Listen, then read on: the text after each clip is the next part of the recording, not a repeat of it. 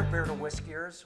Welcome to this episode of Big Jon in 5, and it's kind of a special episode because we're shooting. I'm Russ Heaps, and we are shooting in my home studio as opposed to Barley's Tap Room in downtown Greenville, South Carolina, which is where we normally do these. Next to me is my good buddy, Big Jon Richards, our craft beer whisperer.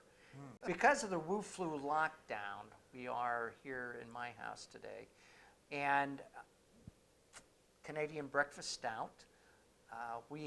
There is an episode of Big Jon in 5 that we did on Founders Breakfast Stout, as well as Kentucky Breakfast Stout. But this is Canadian Breakfast Stout, which is yet another unique version of the Founders Breakfast Stout, which I think is wonderful. Having said all that, Big Jon, what's going on here? Today, in a strange twist of fate, drinking a bottle out of my cellar. So this is a 2018 version, which is pushing 2 years old now. So Yum. we had this, I've had this discussion over the years, in fact, about whether, you take a beer that's, say, a big Imperial Stout, and then you age it, and all of that's well and good, and then you get a beer that's already been aged. In this case, it's like Kentucky Breakfast Stout. It's been aged in Kentucky bourbon barrels. Canadian Breakfast Stout. It's been aged in Canadian maple syrup barrels. And so the question is, and it's an unanswerable question: is it better to drink the beer, an aged before you get it beer right now, or stick it up and wait for it to age some more? There's no answer to that question.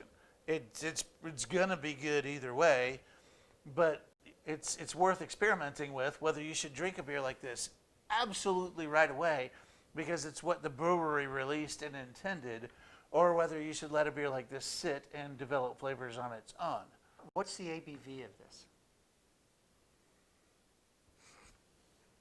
You've got one little job to do. 11.6. 11.6. So the thing is when you've got a big ABV or ABV.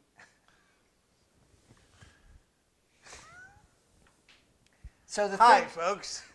So the thing is, when you've got a big ABV beer like this, it does change as it sits in the bottle. Correct. And it often changes for the better. And the underlying question being, once you've already aged the beer, should you age it more? And today we're going to find out what happens after at least 2 years in the bottle, because this has been sitting in my cellar for a couple of years now. But and Jon, I appreciate you bringing this over because I'm glad I know how tough it was to actually get this out of your collection and bring it over here. It was like, oh my God. They're for special occasions. Exactly. And this is sort of a special occasion This because is a special occasion. we're in this WuFlu thing and we're both still alive. Here we have this Canadian Breakfast Stout, which you have graciously brought out of your collection. And so let's get on with it. Did we decide on a name yet? Yes, it's Bud. Bud. Bud. I like it.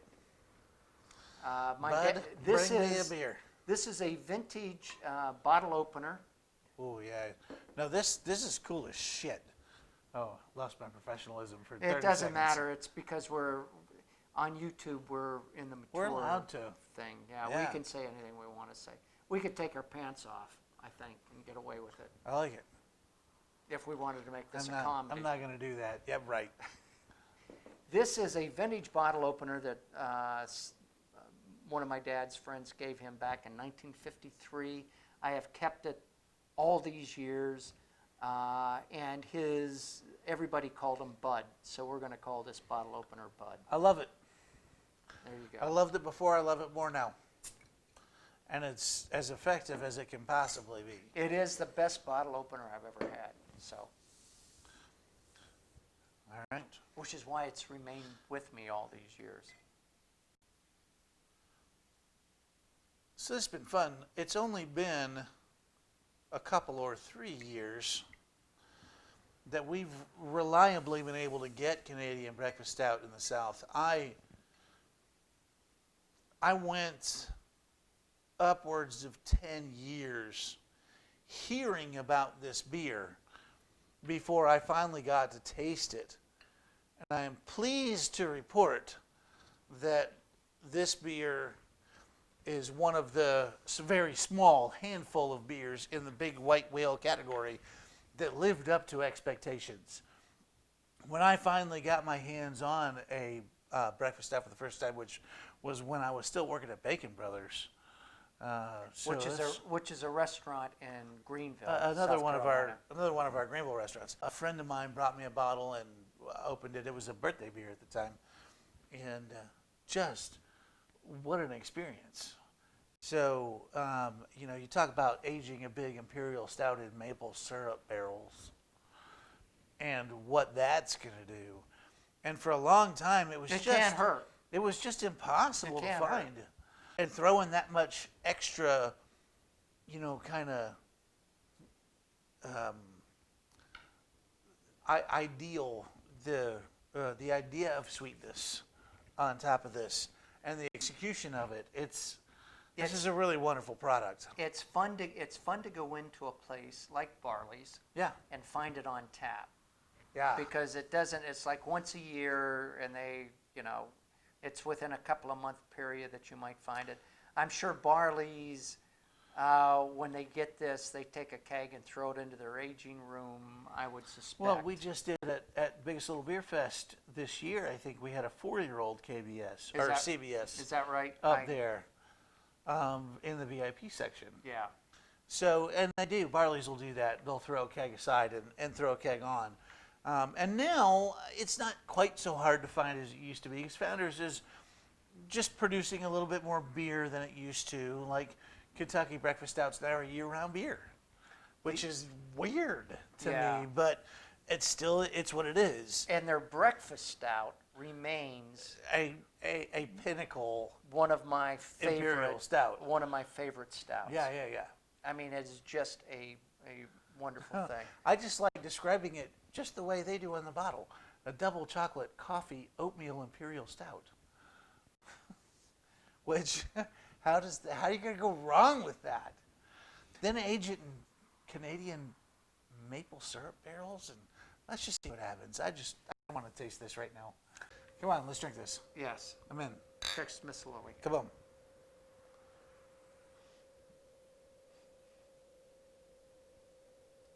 Wow, there's so much wood on the front of that I've never experienced in this beer before.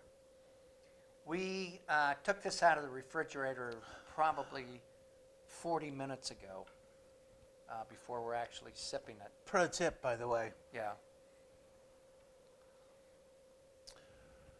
Whew, that beer is just getting better as it sits here. It's an Oh my God. It's an Imperial Stout with a real, you really get the maple sweetness The out of it. big maple sweetness hits right up front still after a couple of years. And then you just drop down into this sort of, I got the wood up front, I get the wood in the middle, and I get the sort of roast and charcoal and burnt notes. And then on the very back end, while it's still finishing up on my palate now, it's turning farther and farther into cocoa.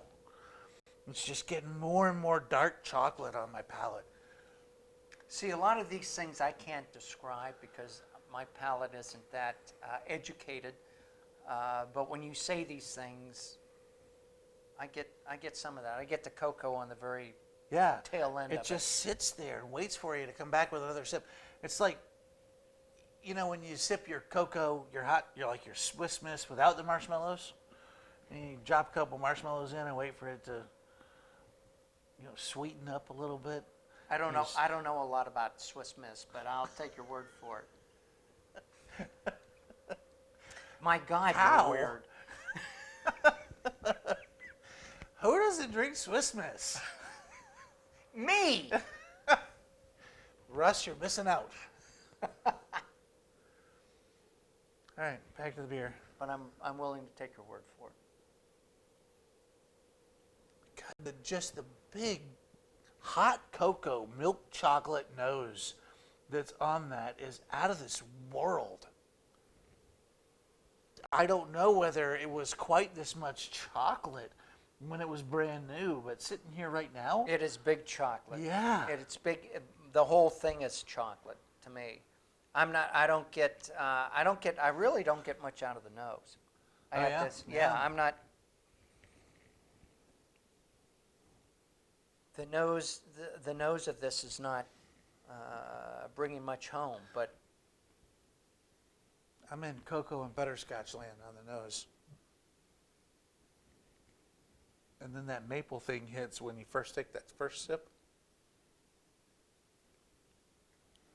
I'm getting the. Oh God, it's like I'm getting like the maple. real I'm getting the fresh maple. maple. I'm getting the maple up front, and a big chocolate thing in the back. my stepdad is from the UP of Michigan, and Mom and my stepdad have been married for 10 years it's a now. thing where you do a It's thing. it's and up somewhere it's where up we there. don't know. It's like- way up there. Ask anybody from Michigan, and they'll go, "Oh, where I'm." It's you up know, there. And so, of course, tons of maple trees, and Canada's famous for that, and they're 2 inches from Canada anyway. So they make their own maple syrup, and one of his neighbors has a press, and everything goes along with it. This, right now, tastes more like that maple syrup than anything else I've ever had. Real, fresh pressed maple syrup. This is blowing my mind a little. It is good. Y'all. I'm not quite as giddy about it as you are, but I like it a lot. I guess I'm gonna go ahead and answer my question from 10 minutes ago, which is, feel free to throw one of these in your cabinet. Wait a couple years, because this is drinking like a dream. This is killing me right now, Russ. This is real good. Text Miss Lily. Come on. We'll see you next time.